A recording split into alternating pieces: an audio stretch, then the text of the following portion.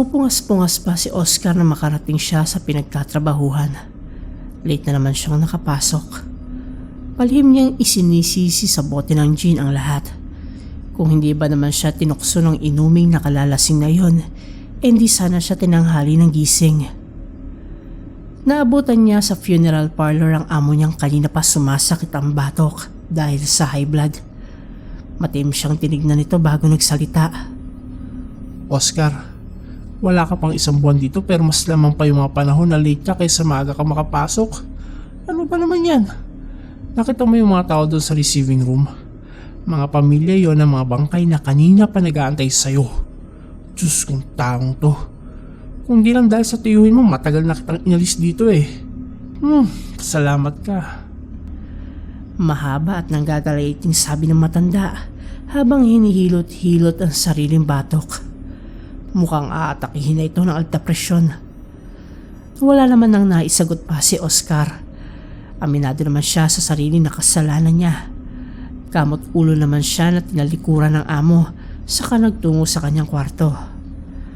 Nakita niya na may laman na ang tatong steel bed na naroroon.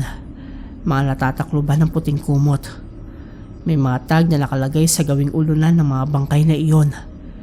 Isa-isa niya yung binasa, kaya nalaman niya sa pamamagitan ng mga iyon kung sino ang dapat na unahin na imbalsamuhin.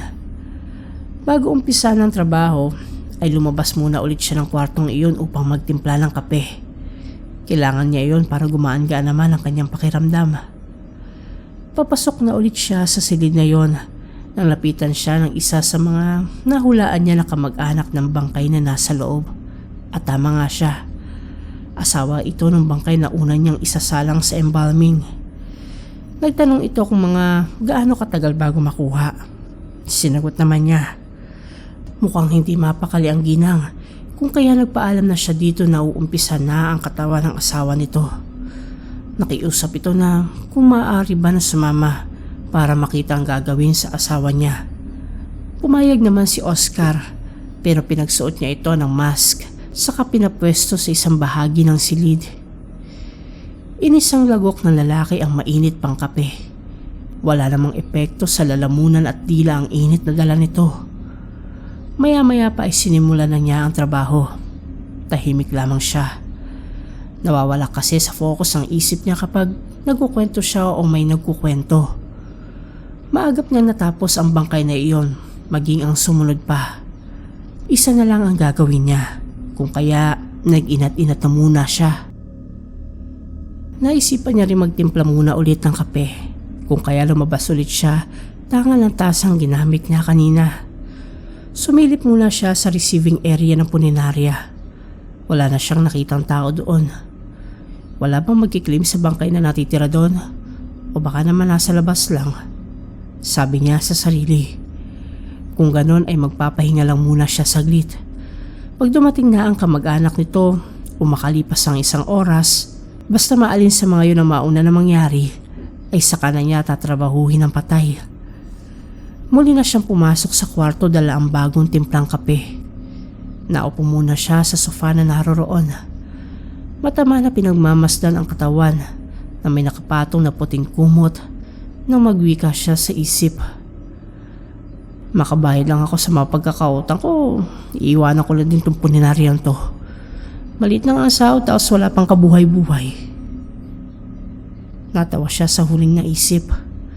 Malamang nga na walang kabuhay-buhay kasi puro patay ang tinatrabaho niya. Naiiling siya sa sariling katangahan nang bigla ay may kumatok sa pinto ng kwartong iyon. Malamang ay ang kamag-anak na ito ng bangkay. Imposibleng yung boss niya ang kumatok. Hindi uso ang ganon sa taong iyon. Hindi na siya nag-abala pang tumayo upang pagbuksan iyon. Sumigaw na lang siya na pumasok na lamang ito kung kaya bumukas ang pinto. Saka sumungaw ang isang mistisong binata. Nakangiti pa ito. Pinapasok na ni Oscar, saka iminwestra na maupo muna sa sofa sa katabi ng inuupuan niya. Sir, coffee break lang ako saglit ha. Mga 5 minutes lang. Sabi niya sa lalaki, saka humigop ng kape. Tumango naman ang kanyang sinabihan. Hindi siya makwentong tao kaya Nanatili lang siya na tahimik. Pero hindi niya mawari kung bakit tila ba naasiwa siya sa presensya ng binatilyo. Kaya umisip siya ng topic na maaaring pag-usapan. Kararating mo lang sir o umalis ka lang? Panimula ni Oscar. Nasa labas lang ako pero kanina pa ako dito. Nakayuko ang lalaki ng sumagot. Okay. Taga saan ka po ba? Kaano-ano mo yan? Dagdag tanong niya, sabay turo sa katawan na nasa steel bed. Hindi nagsalita ang binatilyo. Nanatili lamang itong nakayuko. Puta, na-offend ko yata. Bulong ni Oscar habang minamasdan ng lalaki. Ang kinis naman ang mukha nito. Kung hindi lang ako maagang nabatak sa mabibigat na trabaho, siguradong ganito rin ako ka-flawless. Dagdag pa niya. Naputol ang ginagawang pagtitig ni Oscar sa lalaki nang bigla itong nag-angat ng ulo at tumingin sa kanya. Naramdaman siguro nito na pinagmamasdan siya. Tumayo na lang agad si Oscar dahil sa pagkapahiya at saka naglakad na patungo sa steel bed.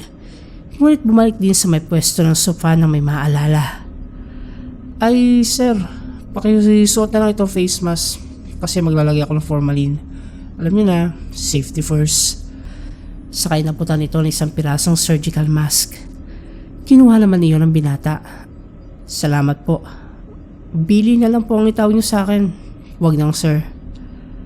Sabi ng binata na tuwid na ang pagkakaupo ng mga sandaling iyon.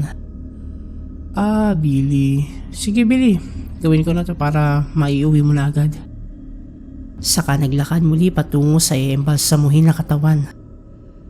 Nang makalapit ay agad na nitong inalis ang nakatakip na puting kumot sa bangkay. Halos panawan ng ulirat si Oscar dahil ang bangkay na nasa harapan niya ay ang binatilyong kausap niya. Ilang segundo pa lang ang nakalilipas. Mabilis niyang nilingon ang sofa pero wala na ito doon. Tanging naiwan na lamang doon ay ang surgical mask na inaiabot niya dito. Nalalambot ang mga tuhod niya dahil sa sindak. Imposibleng multo ang kausap niya, subalit naisipan niyang basahin ang tag na nasa ulo na nito. Billy Abella? At tuluyan nang nagdilim ang mundo ni Oscar.